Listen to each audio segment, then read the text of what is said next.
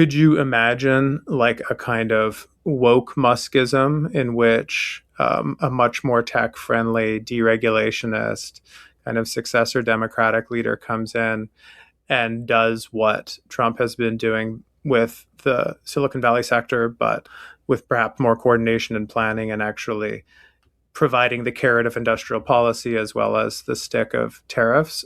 I don't only think that's possible. I think that's probably what the president is going to look like, right? I think we're going to get a strong AI abolitionist, left populist backlash, or we are going to get like an abundancist, progressive Muskism.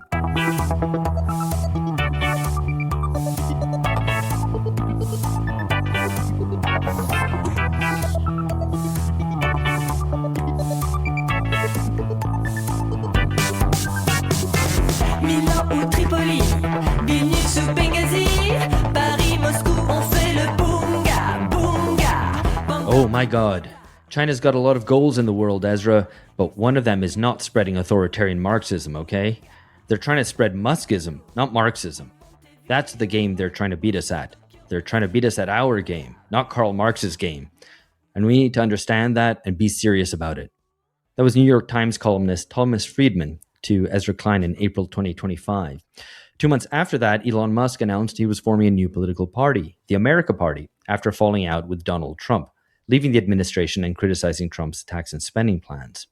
But just the following month, in August 2025, Musk shelved the plans to launch the party. It now no longer has its own Wikipedia page, but back when it did, the page helpfully listed the party's ideology as Muskism.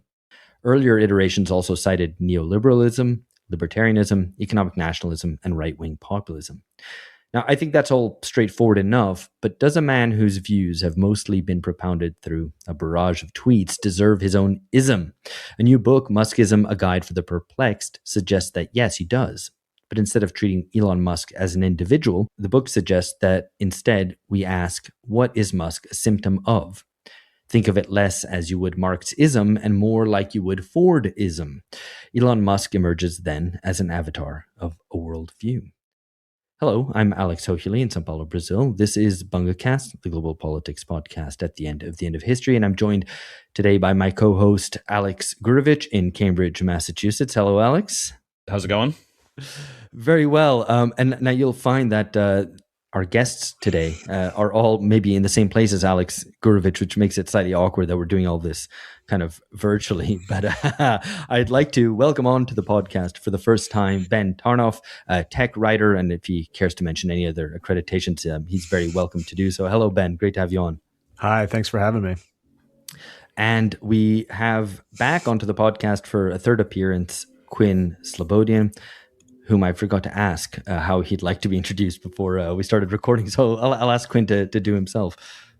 Sure. I'm a professor of international history at Boston University and the writer of books. Right, and we're here to talk about this very intriguing book, which I had a great joy in reading, Muskism, A Guide for the Perplexed. So to get started, Ben and Quinn, the first sentence of the book, and I swear I've read beyond that all the way to the end, but I will start with the first sentence. It notes that everyone has an opinion about Elon Musk.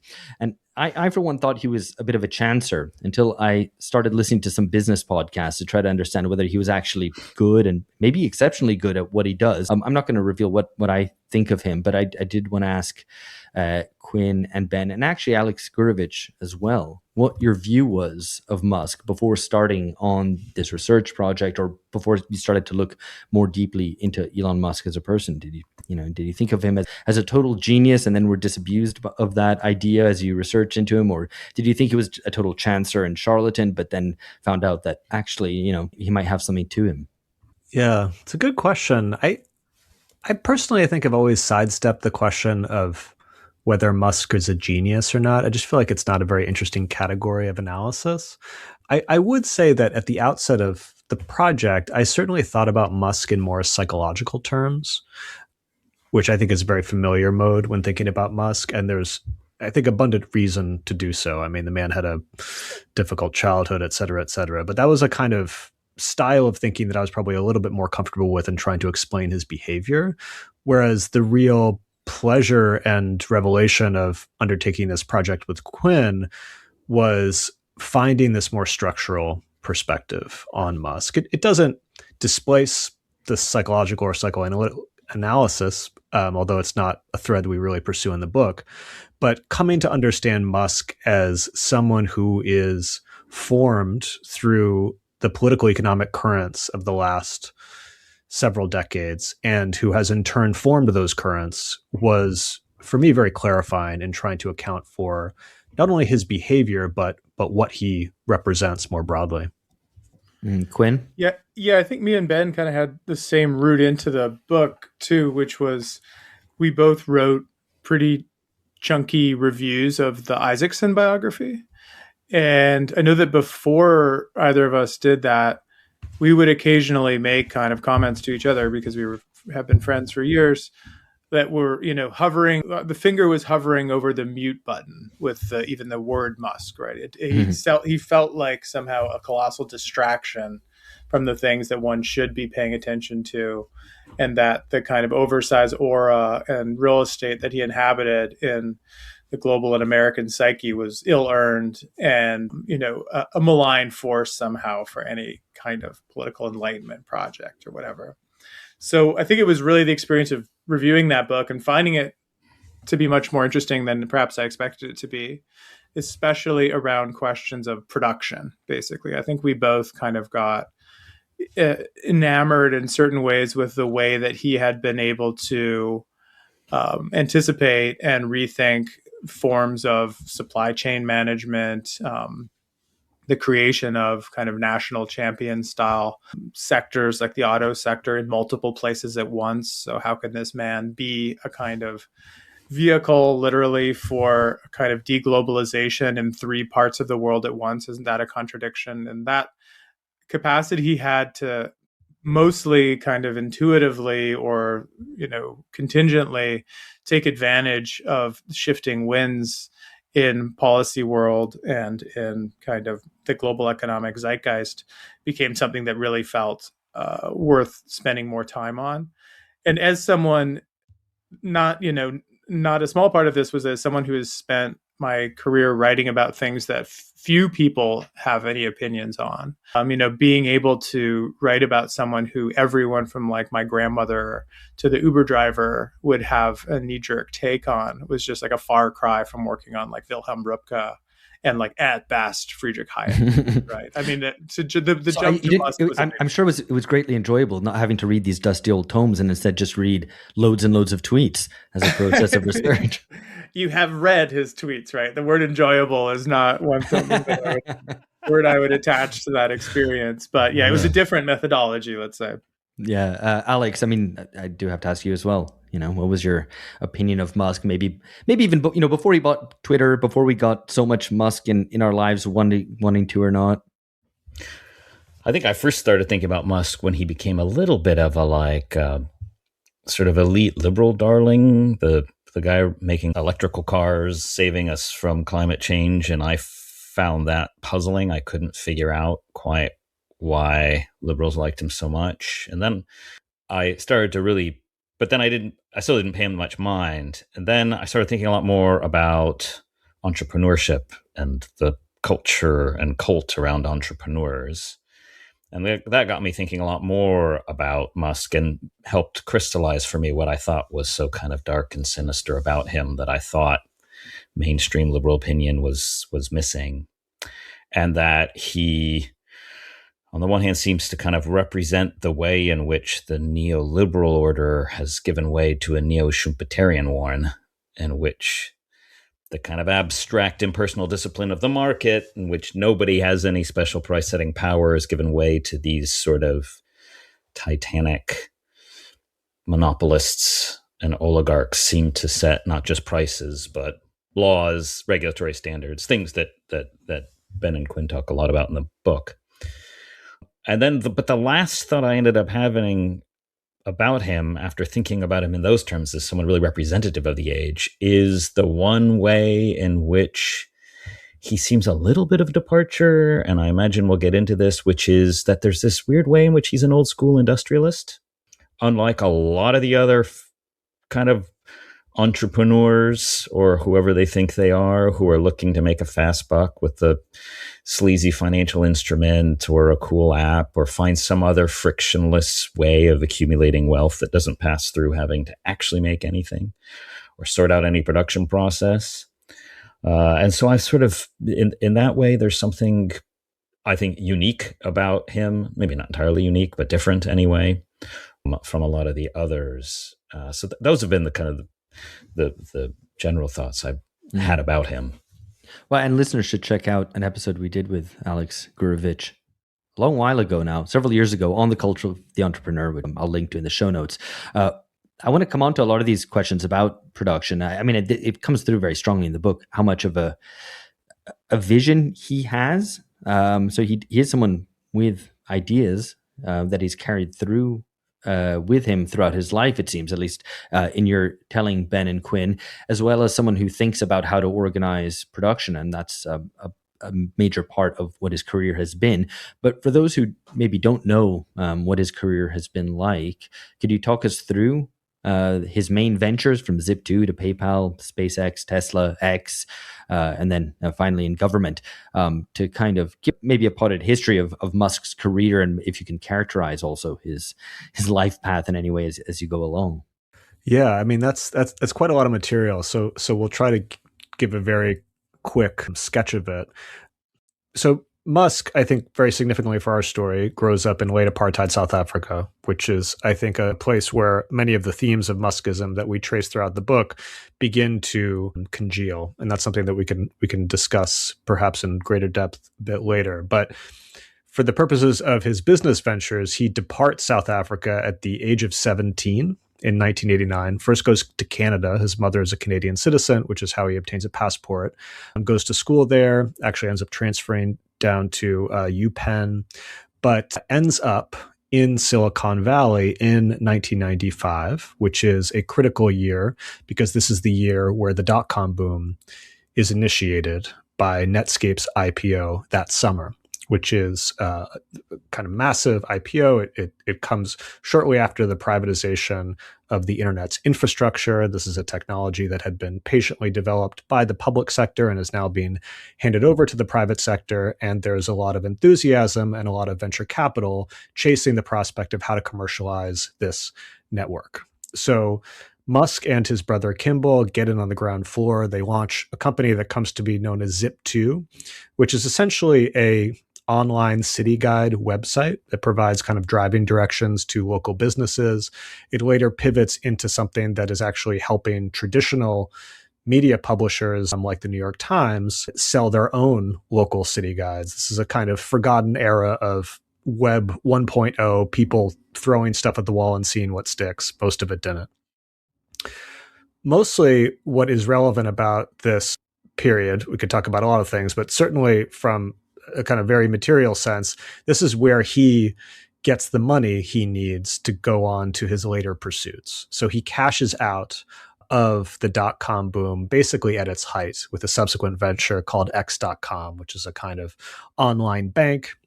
It merges with a company co-founded by Peter Thiel to form what will be renamed PayPal, which of course still exists and is a kind of early winner of Web 1.0. PayPal in turn is purchased by eBay. And this is what nets Musk his first real payday, makes him truly properly rich for the first time. And he takes that money in the early 2000s as the dot-com boom is crumbling, comes to Southern California and starts SpaceX in 2002. And this is his pivot from the internet economy to the infrastructure economy.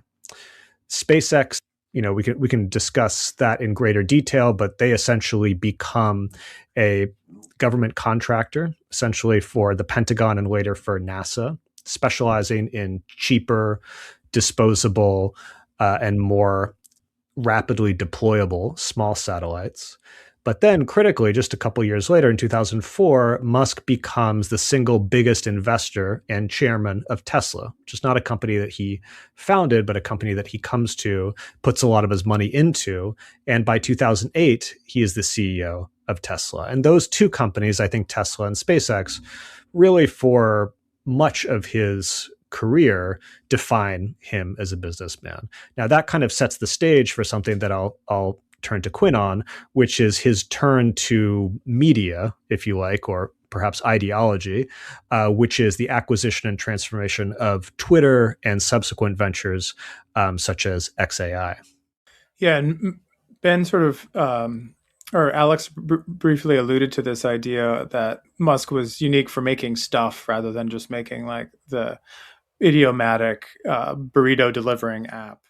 But that was the workhorse of Web 2.0 digital capitalism, right? Was you create an empty platform and allow users to generate content for you, and then you harvest their data and sell it on to advertisers. So that was how the internet made money in the period from 2007 to 2020. So it was odd already that Musk wasn't part of that. He was kind of observing it from the sidelines. And where he gets involved in it, of course, is when he sort of accidentally buys Twitter in 2022, right? He more or less buys it impulsively, and then is compelled by courts to buy it. But after he buys it, it feels like he starts to take it a lot more seriously, and he starts to kind of port back in the world of social media and Web 2.0 into his much more hardware-oriented engineering way of looking at the world. So this had already been previewed when he started OpenAI with Sam Altman, and shortly thereafter started Neuralink, which was a brain-computer interface company designed, in his own words at the time, to expand the bandwidth of connection between the human brain and the networked world, so the internet. So instead of just thinking about, machines over here allowing for the creation of social media networks over there, he started seeing a kind of feedback loop between the data centers, the social media apps, the human mind, and then pretty quickly into the world of politics. And there, I think the break point that you'd want to point to is December 2022 with the launch of ChatGPT, which showed the capacities of generative AI and large language models in a way that now made the idea of the cloud and the social media platform much more clearly hardware centric. So you now needed, for sure, to build out huge data center infrastructure. You needed massive compute power to train the data and to do the inference. So it was a good moment for Musk because it kind of dialectically joined then the interest he had in like the world of machines and hardware, and then the online world of kind of meaning making through social media. And that would more or less bring us up to the present, because the most recent headline for Musk is the merger of X into XAI itself, then into SpaceX, to produce the world's most valuable privately held company at a valuation of $1.25 trillion, with the prospect of an IPO this year for that company, which will dwarf the previous biggest IPO in history, which was Saudi Aramco.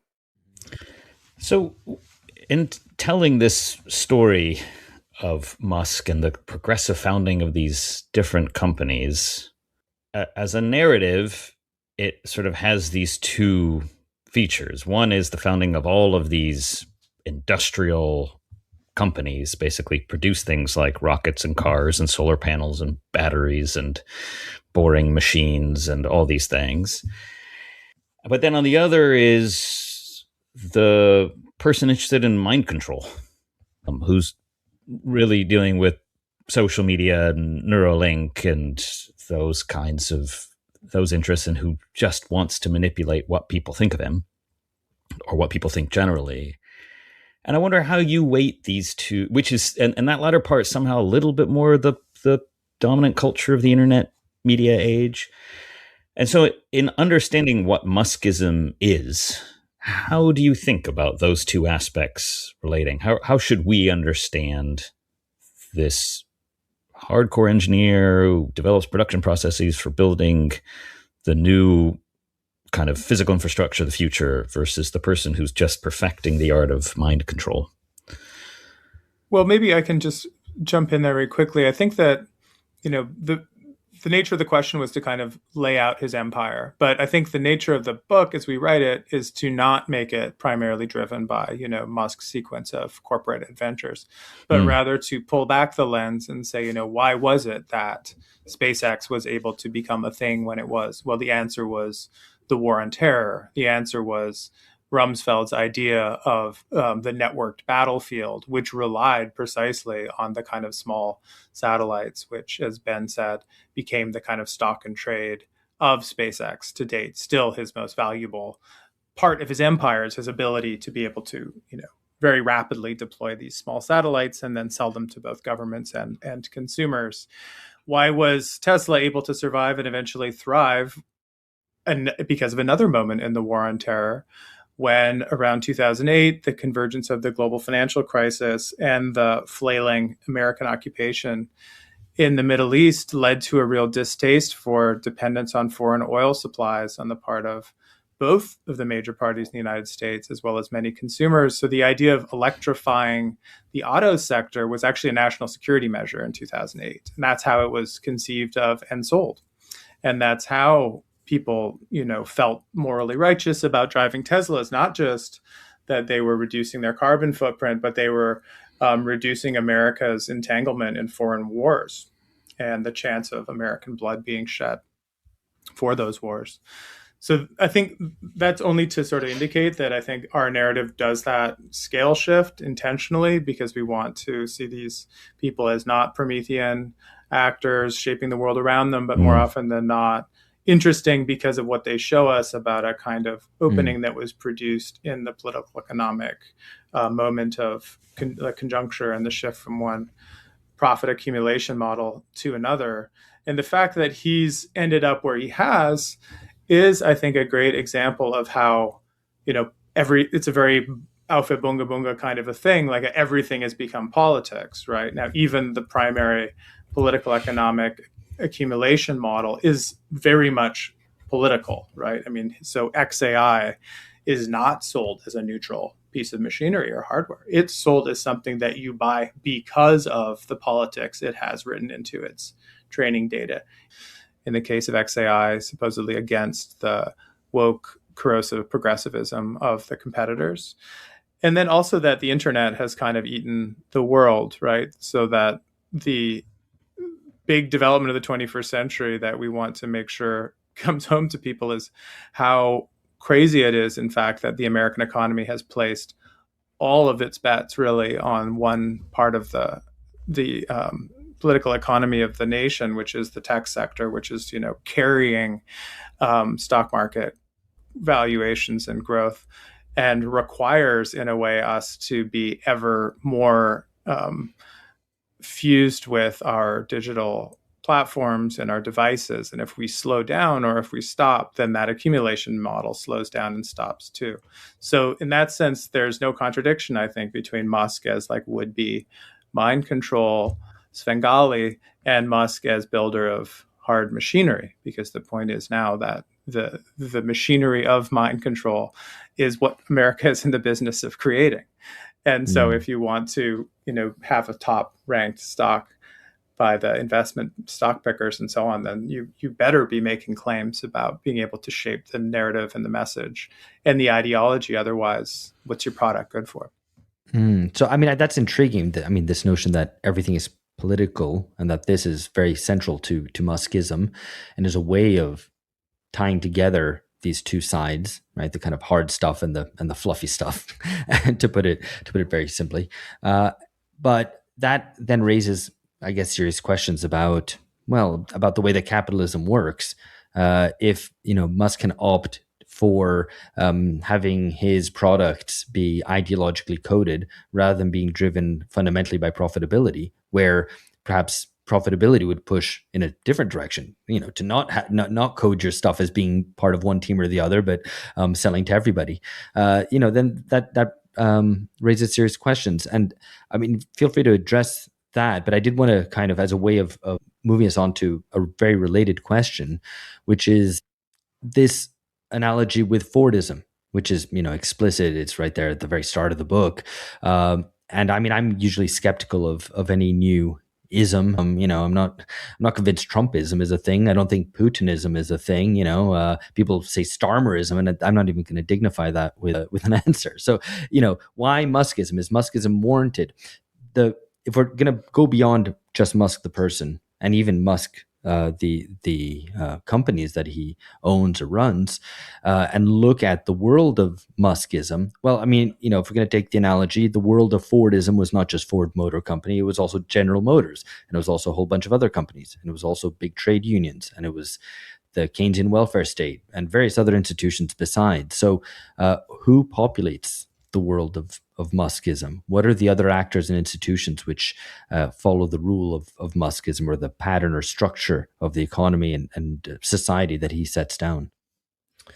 Well, I think to speak to the Fordism comparison first, I think for us, the main utility of that comparison is that I think it helps clarify our method, because I think one of the questions that people would have about this sort of book is, are you saying that Musk is a premeditated, systematic thinker, that he operates in an entirely consistent way, that he has a coherent ideology? And our answer is, of course, is no. But neither was Henry Ford. I mean, the fact that Henry Ford obviously pioneered some very important innovations, wrote memoirs, made public statements, and then observers and commentators from across the political spectrum over the course of decades looked at all of that and extrapolated various systems from it, which they called Fordism. We take the same approach with Musk, that we are looking at his tweets, his life, his career, trying to understand the themes and the leitmotifs that run across them, and from that, interpreting something we call Muskism. Now, what is the utility of that concept, and are there Muskisms without Musk, which I think is one way of interpreting your question. I think for us, the value of this interpretive work of trying to extrapolate a system out of Musk's life and career is that we are now, over the last few years, I think, entering an era in which dominant political economic currents seem to be converging on a set of practices that Musk himself had actually innovated. To take an example, one of the features of Musk's business strategy from the beginning of SpaceX and Tesla has been his strong preference for vertical integration, for concentrating production within the walls of the firm, for shortening supply chains, for emphasizing control and resilience over global integration. This was something that really cut against the grain of the economic common sense in the 2000s, which is arguably the height of kind of free market globalization. You can think of the Apple iPhone in particular, designed in California, assembled in China, as the kind of icon of that type of production that is distributed across international networks, whereas Musk always pushed in the opposite direction. We're now seeing, particularly since the pandemic, but also because of geopolitical tensions, because of the trade wars and so forth, a push toward precisely those types of practices that have been glossed fairly or not under the banner of deglobalization.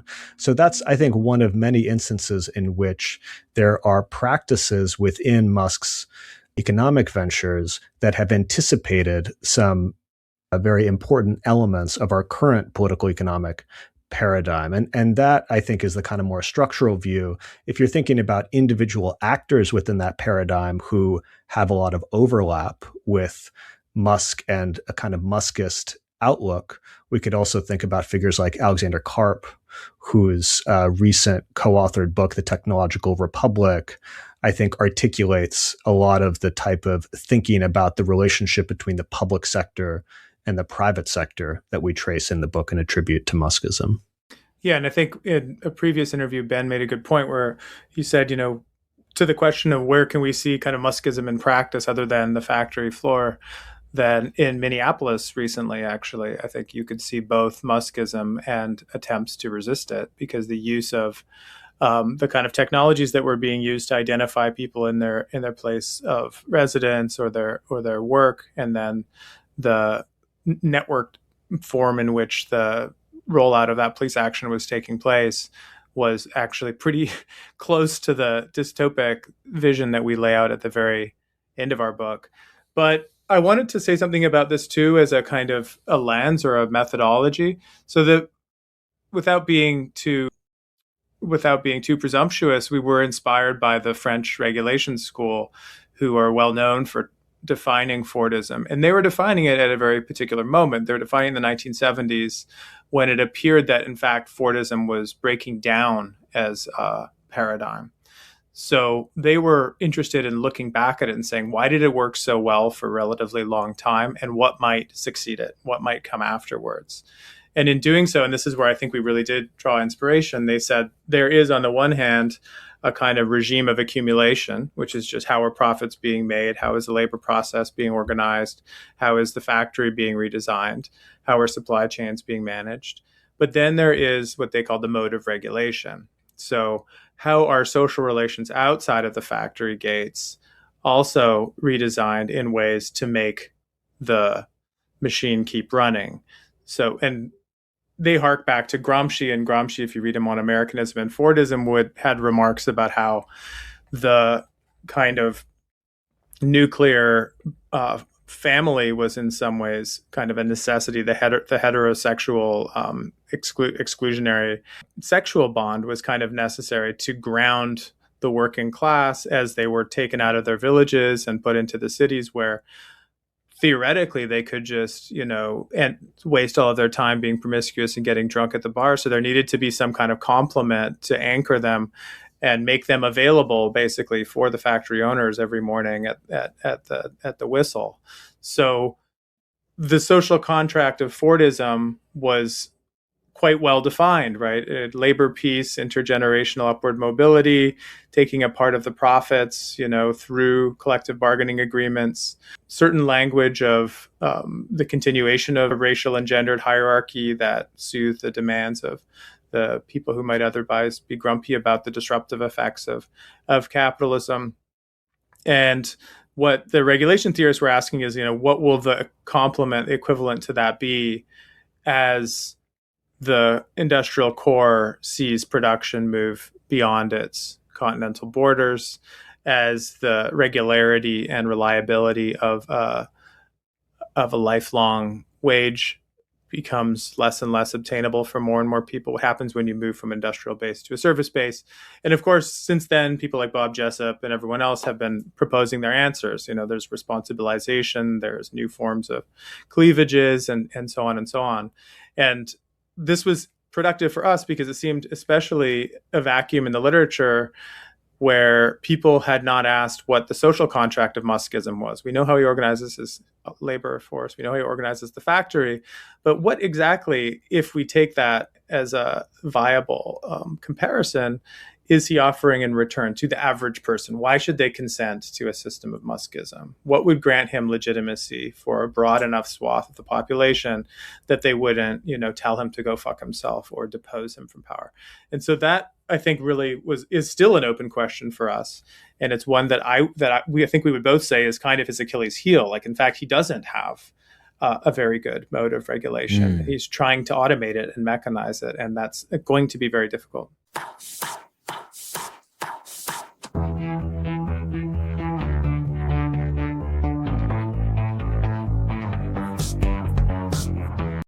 Okay, excellent. I mean, I know Alex wanted to push on that question of legitimacy, which we'll come back to in a little bit. But I have kind of a comment and a question and a half that ensue from what you've said. I mean, the first one is that it strikes me that where Musk has swum against the tide and for example, you've mentioned vertical integration, the idea that he doesn't source his parts from the open market, actually the open global market, but instead tries to bring it all in-house. And he fuses that then with certain post-Fordist forms of management, agile programming, kind of Toyota school thinking on management, and so it's kind of a fusion of the neoliberal and what actually came before. In a way, it puts him in good stead in the contemporary world. I mean, this is the point that you make throughout the book, that actually what Musk has done has left him very well placed to prosper in the deglobalizing world. And in a way, it made me think of because of something I was writing completely different to this, but made me think of, France's maintenance of nuclear power and state-owned railways, which it did throughout the neoliberal period, and comes out the other end of the neoliberal period looking much better off than other countries which didn't do that. Indeed, a similar point is made, I guess, about China. Isabella Weber's book comes to mind in that regard as well. So I wonder then how much the organization of production is central to Muskism, and to kind of bring it back into dialogue with Fordism. Fordism is a system of production and consumption broadening out from the nucleus of the factory. Then Muskism seems kind of less and more than this. So the factory and its workers don't seem so central to Muskism in your telling. But on the other hand, Muskism makes claims about the state, about society, about the individual that potentially go well beyond what Fordism ever did. I think the post-humanism being the most significant, certainly if it rolls out as Musk imagines it might do, or if things go in the way that he's pushing them towards. Yeah, I think the post-human element of Muskism is the one that I would point to here as well, just because I think it's also a place where we can start to see elements that feel genuinely new. I think there's a lot of aspects of Muskism, as you're alluding to, that could be described as fusions, kind of mashups of different paradigms.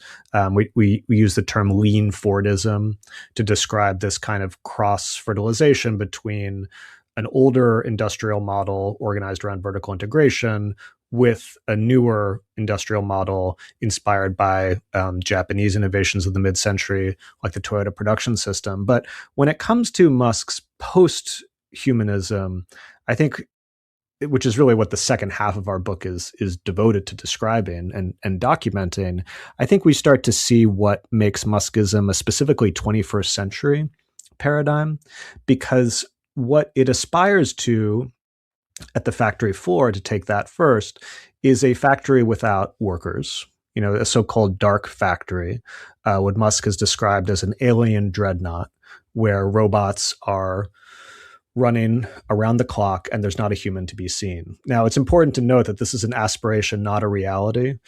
In the past, Musk has attempted to automate too much and has had to actually pull back and rip robots out and bring the humans back.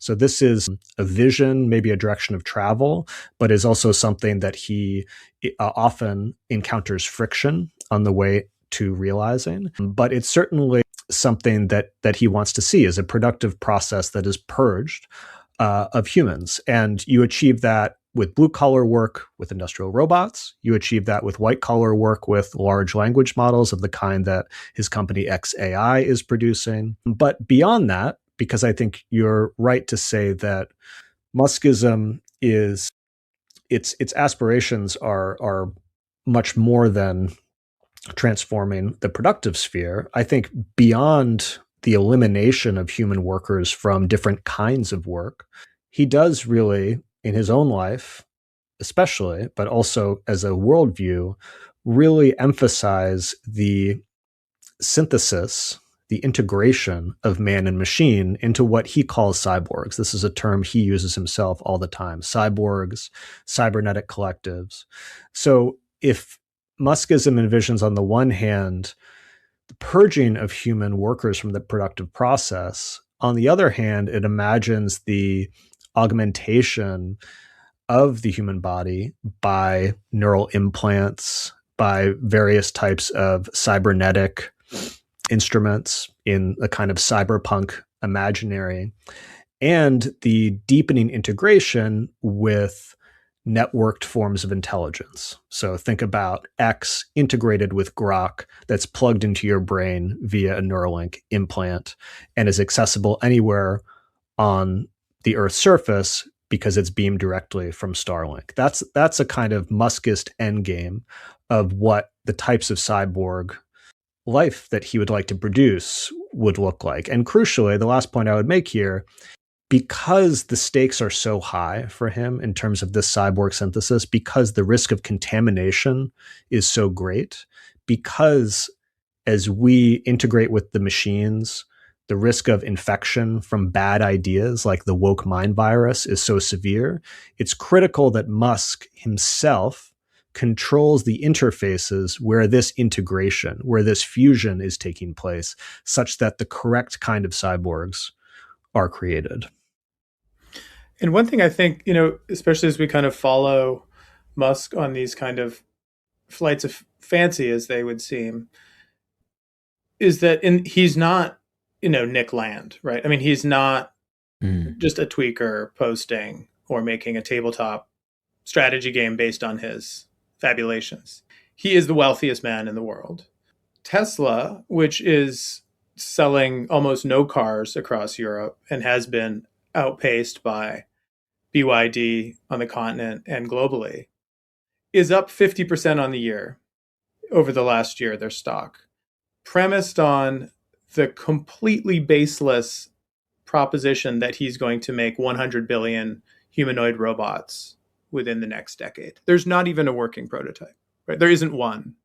And yet the world's pension funds, the world's quote unquote smartest institutional investors have all followed him on this flight of fancy and on this fabulation. And that's what I think makes it so mind-bending to actually think about the world he's building, because it is performative, right? I mean, he is producing the financial war chest that can help make real the things that right now seem outlandish. And if they don't become real in a way that spreads what he is now calling amazing abundance, after having realized that the use of the term sustainable abundance would have triggered all of the very keyword searches that he built into the federal subsidy system via Doge, would thus eliminate any chance of future subsidy. He calls it amazing abundance now.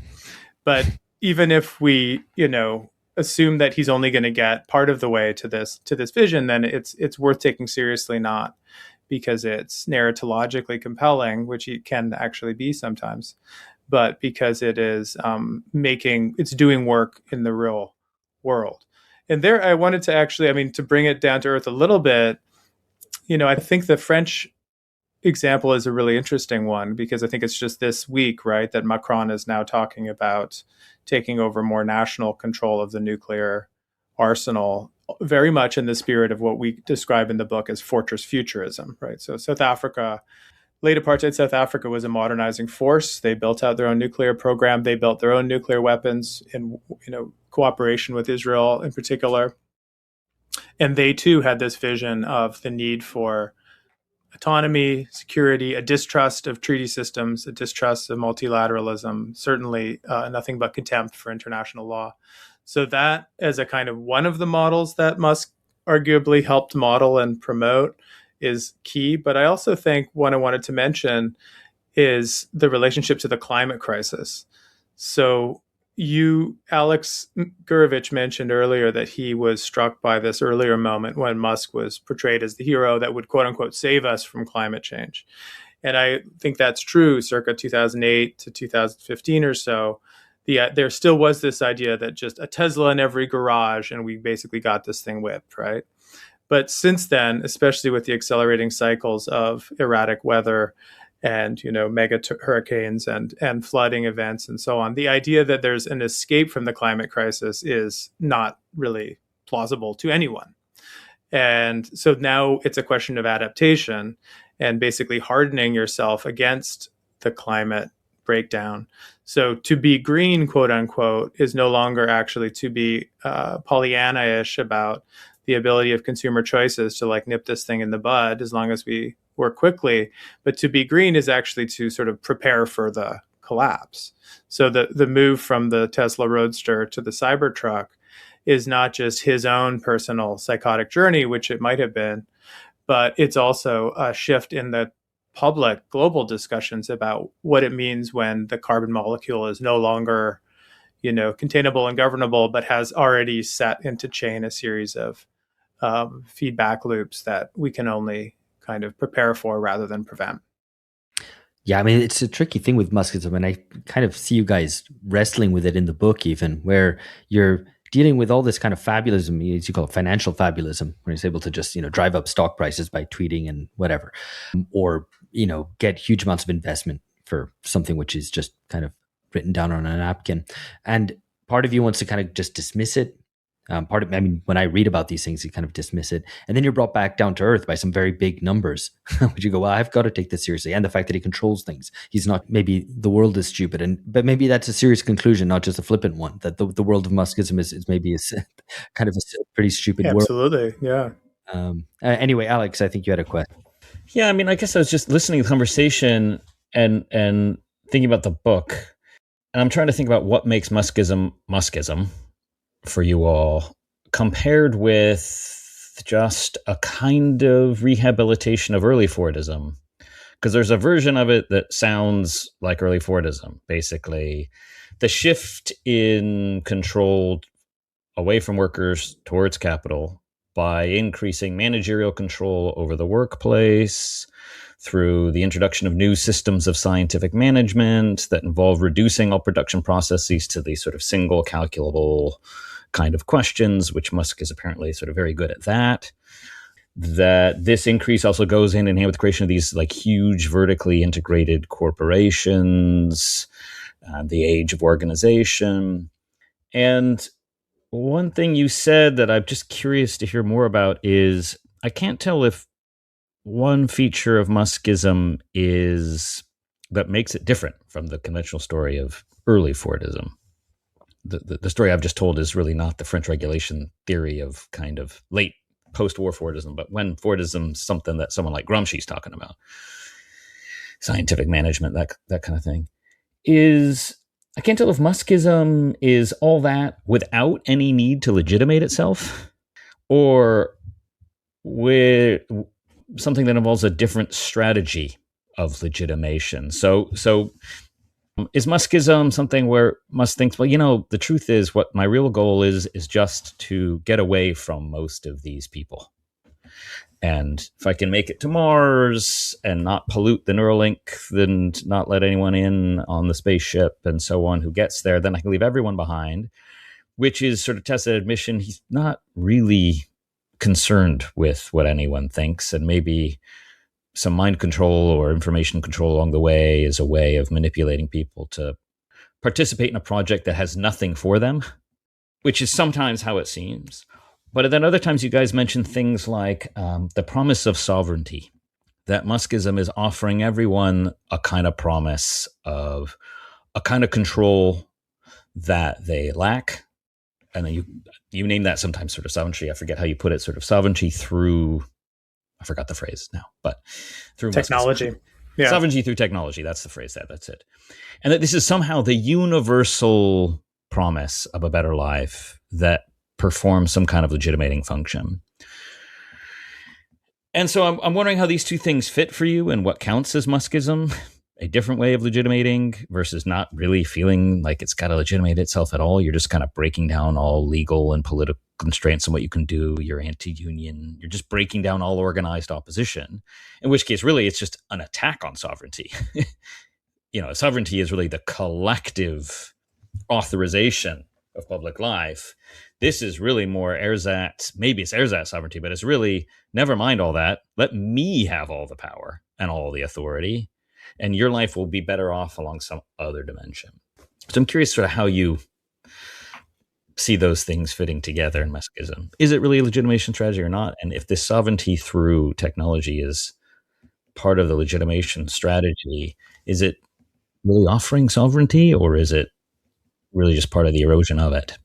Yeah, there's a lot in that question, Alex. I mean, I think to the legitimacy point first, I think as we've indicated, the question of how Muskism manufactures consent is, I think, a point of difficulty for him.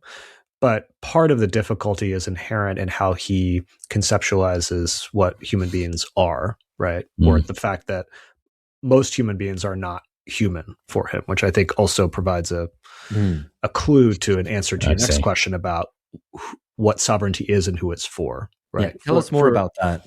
So for Musk, and a lot of this is drawn from the language of video games, but also from the work of philosophers like Nick Bostrom, who are very influential in the tech sector. Many humans, perhaps most in Musk's imagination, are so-called NPCs, non-player characters, or shadow people, or bots, or ghosts, or vampires, that this is not just the kind of subhumans of the racist imagination, although that is also very much part of Musk's repertoire, but something a bit stranger, something that is more digitized, I would say, in its understanding of what human beings are. That these are people who are not just less than human, but they are programmable. They are pieces of software. They are automatons or simulations of a certain kind.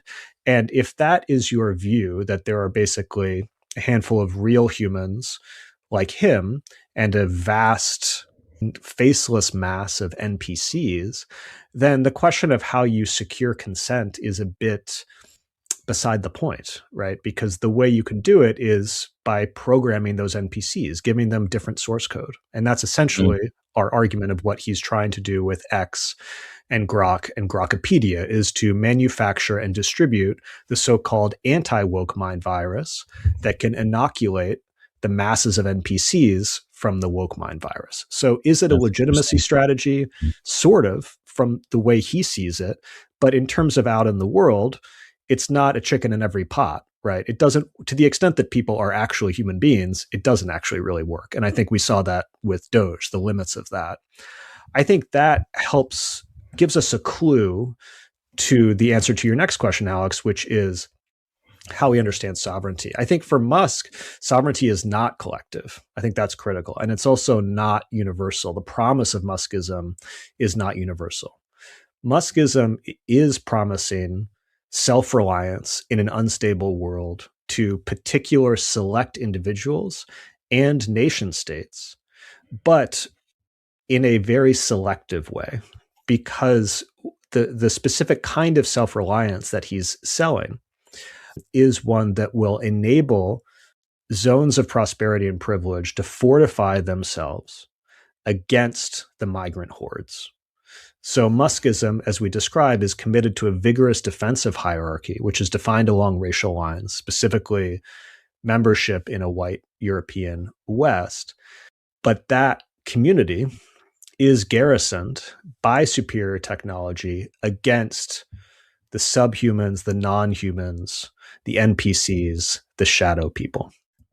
So, I mean, I guess this is you saying, I mean, it's not one mechanism of legitimation, one form of legitimation or another, but it's kind of a Muskism rules over post-legitimate society. And I guess in that way, it comes back around to Alex's question. It's like, is this not just early Fordism, but without the need for legitimation? I guess I would.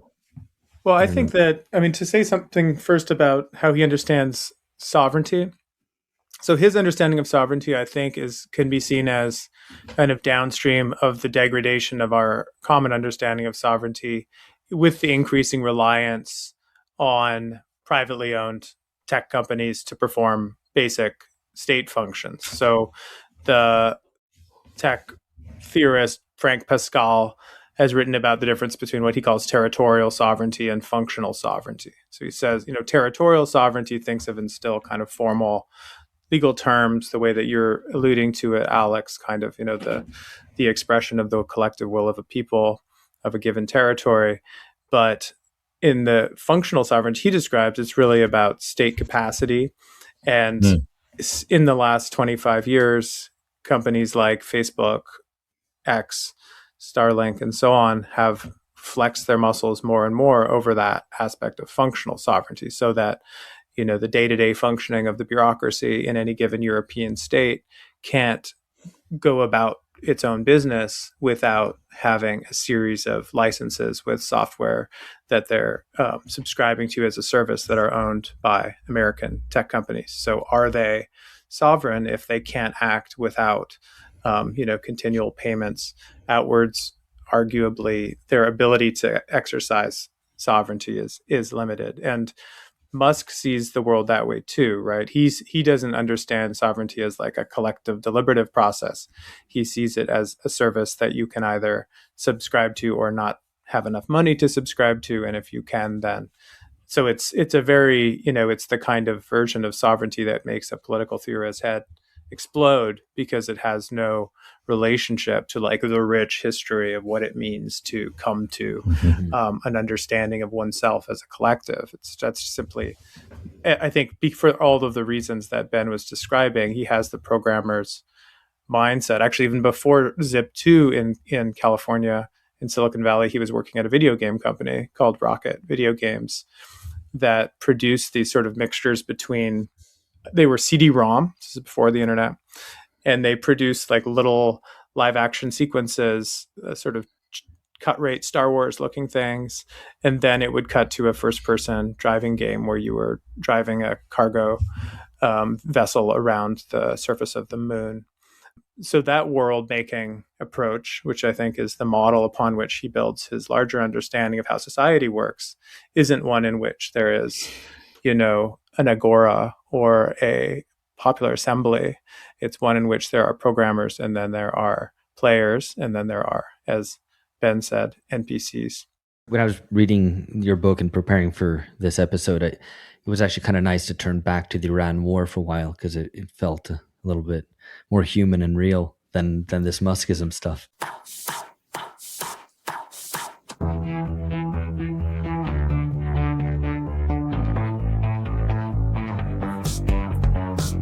Alex. Well, it's funny you mentioned that, because there's a way in which, like, there's something about Musk and Muskism then that makes it seem incredibly fragile. I mean, the nakedness of its contempt for most people, and the kind of this Nietzschean disposition that most people are NPCs and just be kind of programmed. I mean, it's sort of like a tech version of the herd.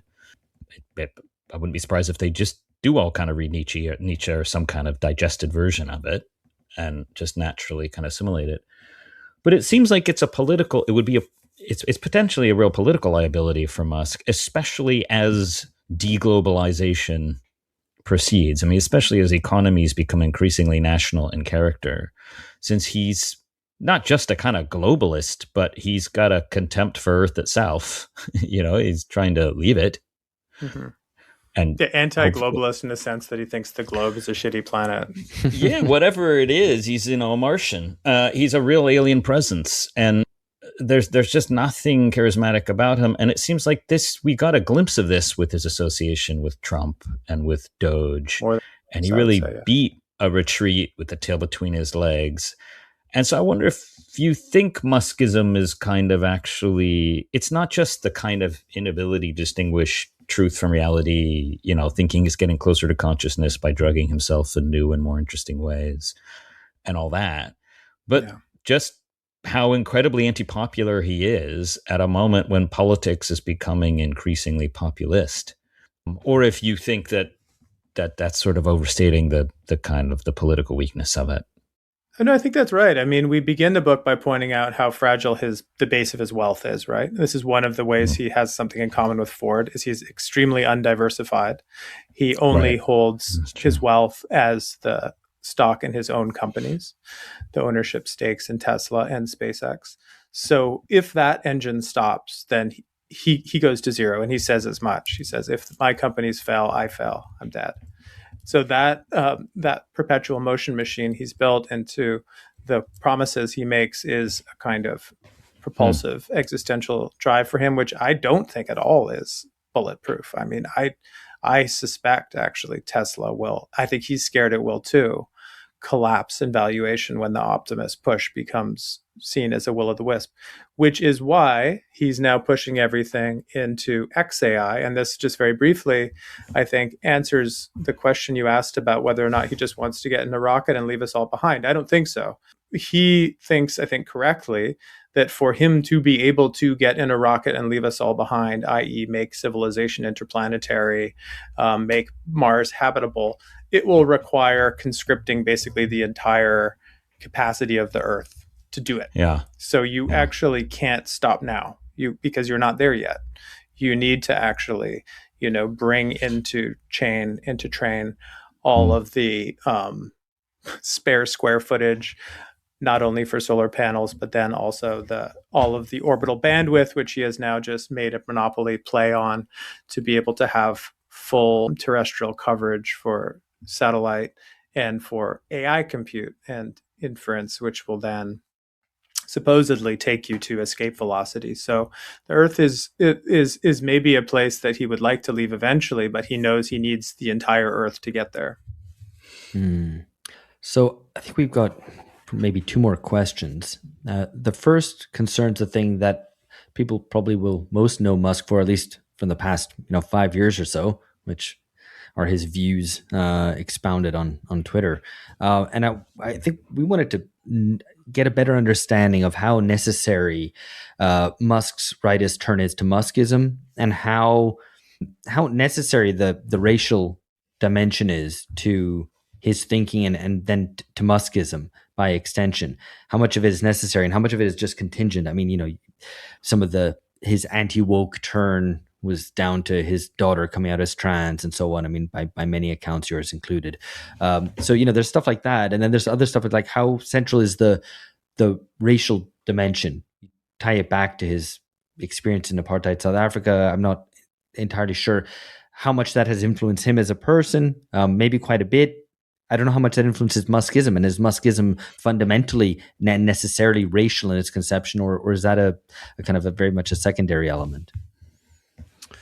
Well, I think we'd have to point to the specific circumstances under which he undertakes this rightward turn. And, it's happening really in the years of the pandemic. So from 2020 to 2022 is really when he begins to very consistently promulgate right-wing viewpoints on Twitter. And is, of course, the same year that he buys Twitter and begins his transformation of Twitter into X. And, what Quinn and I are interested in trying to examine this period is not just the content, but the form. I think a lot of folks have talked about the kind of various reasons, let's say, the various pretexts that Musk has had for his push to the right.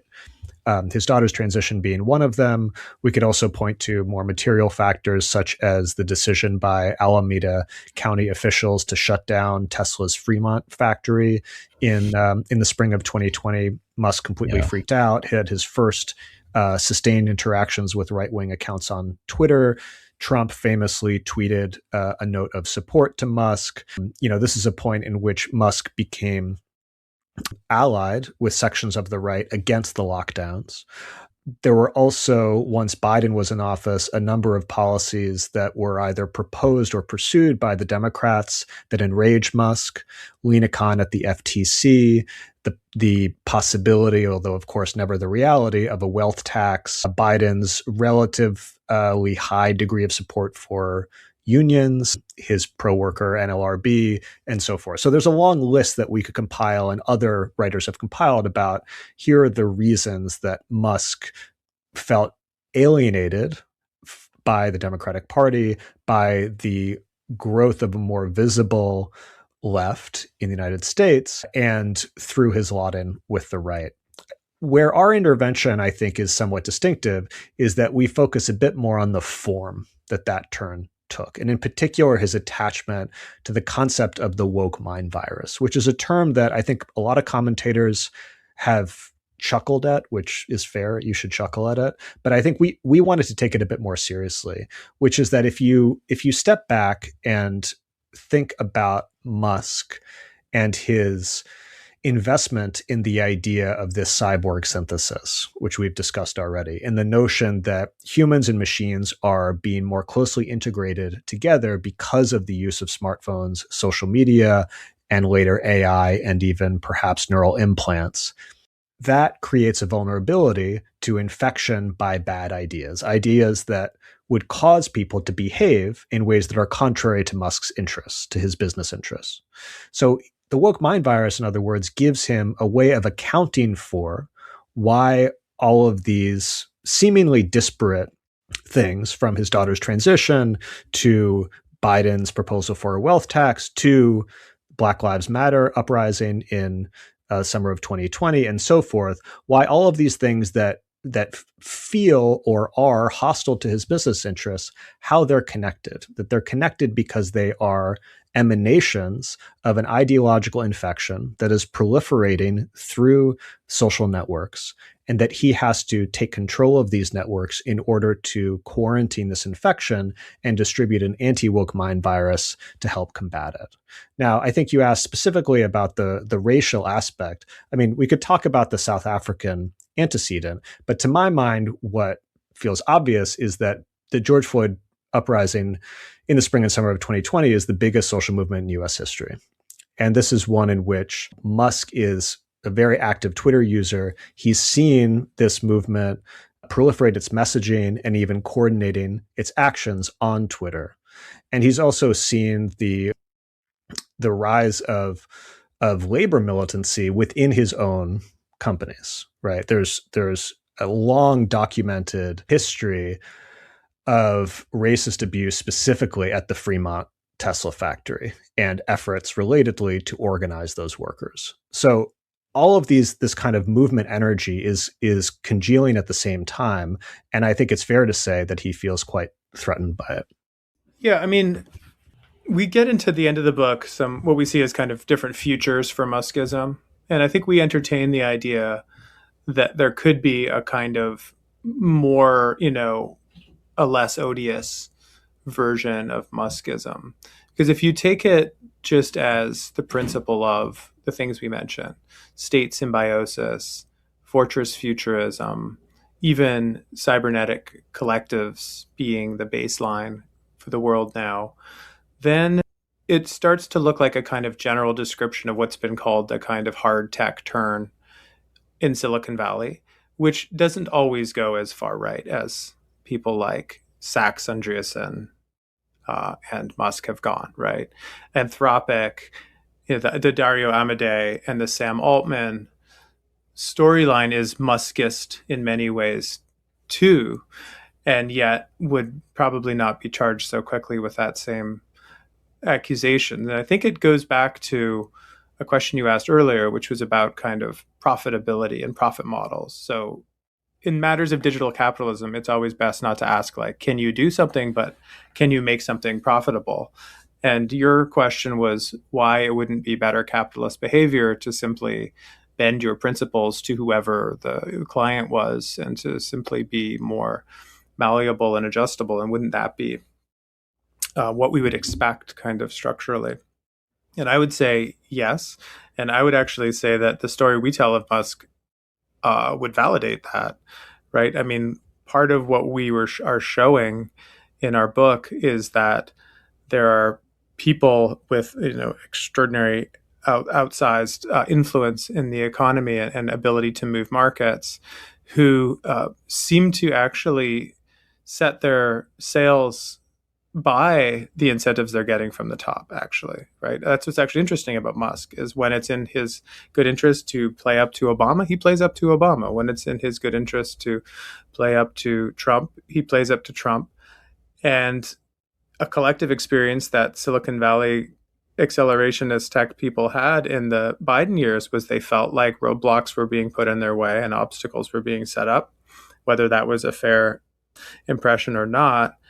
Could you imagine like a kind of woke Muskism in which a much more tech-friendly deregulationist kind of successor democratic leader comes in and does what Trump has been doing with the Silicon Valley sector, but with perhaps more coordination and planning and actually providing the carrot of industrial policy as well as the stick of tariffs? I don't only think that's possible. I think that's probably what the next president is going to look like, right? I think we're either going to get a strong AI abolitionist left populist backlash, or we are going to get like an abundancist progressive Muskism.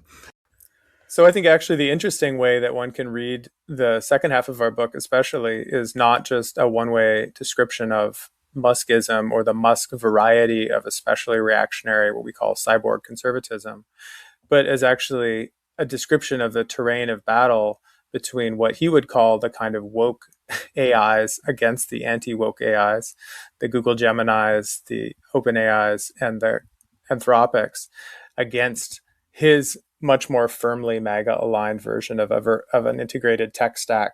So it seems to me that if you take that description generally as, state industrial partnerships with a heavy emphasis on digital deliverables, then absolutely we'll have another variety of Muskism that comes next. The political battle will be, what kind of Muskism it will be. No, that's fascinating. And I guess in a nice way, I guess, comes to the final question that I wanted to ask. And I don't know if you have really time for it, but maybe Ben can just take it. Well, I mean, it was just the kind of a perception that Muskism is fundamentally a sort of futurism, kind of high-tech ideology of modernization more than it is any of the other perhaps more extraneous elements to it. And I wondered how it fares comparatively to other futurisms, and whether the sort of anti-human component is the most central part of Muskism or the post-human part. And it got me thinking about, even Italian futurism from over 100 years ago, and, the emphasis on speed and the way that can, to a certain extent, overcome thought. Might be already a kind of anti-human component there, and certainly obviously leads into fascism. So I think that the evidence there is fairly clear. But with Muskism, it seems more frightening. The point it puts on a kind of anti-humanism and its conception, this kind of video game conception of society, where it's mainly made up of non-playable characters. Yeah, the comparison to Italian futurism is very interesting. And of course, the original futurists turned out to be fascists, but then they had a wide influence among folks in Russia who became Bolsheviks. So a lot of those same ideas can be kind of picked up in a left-wing or right-wing valence. I would say, to me, a kind of obvious point of contrast between them is that, the Italian and the Russian futurists are operating at the kind of classical high point of mass politics. The figure of the crowd is very important for the futurists. And they're living through an era of mass parties of both the left and the right, of kind of Mussolini stealing a lot of ideas from the labor movement, like the mass rally and the mass party and so forth.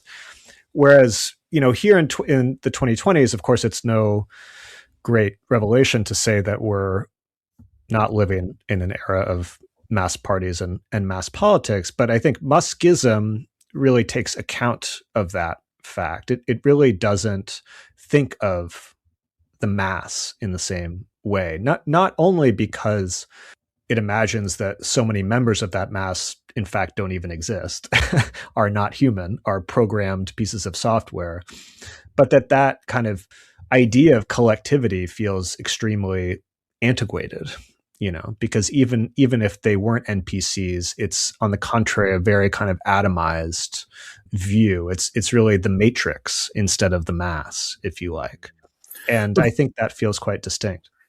That's definitely, I think, the way he wants to see things. But again, I guess there's a way one could read the second half of our book kind of against the grain by pointing out that he's actually freaked out about the return of the mass and the collective, right? I mean, I think that one of the interesting things for me anyway, as a historian of doing such recent history, was it forced me to kind of historicize my own memories.